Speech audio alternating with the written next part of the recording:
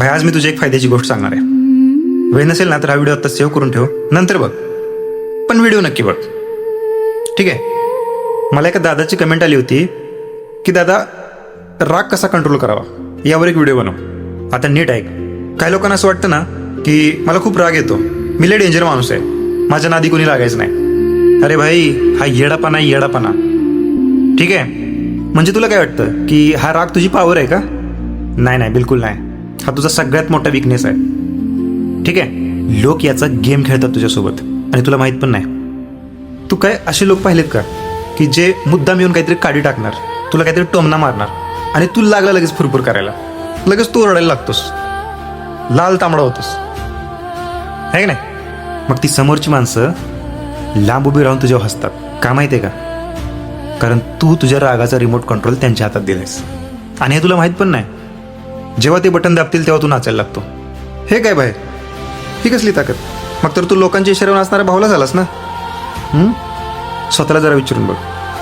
असं कुणीही यावं, तुझ्या इगोला धक्का द्यावा आणि तुझा पूर्ण दिवस खराब करून जावा. आणि सगळ्यात मोठी गंमत काय माहिती आहे का? जेव्हा तू रात्री झोपतोस ना तेव्हा तुला वाटतं की यार आपण विनाकारण चिडलो, विनाकारण राग केला, मला स्वतःवर कंट्रोल करायला पाहिजे होतं. पण दुसऱ्या दिवशी सकाळी उठल्यावर परत तीच गोष्ट. कोणीतरी गाडी आडवी मारली की झाला तुझा पारा गरम. असं कसं चालेल तूच सांग? हा माइंडसेट बदलावा लागेल की नाही?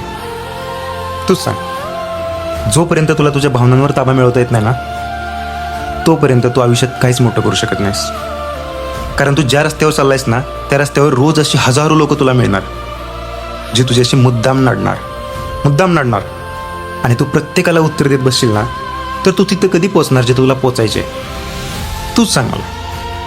आणि काय अतिशहाण्या लोकांना असं वाटतं की शांत राहणं म्हणजे लोक आपला फायदा घेतात. नाही भाई, जो माणूस रागाच्या भरात सुद्धा शांत राहून समोरच्याचा गेम शांतपणे बघू शकतो ना त्याचा नाद करायची कोणाची लायकी पण नसते.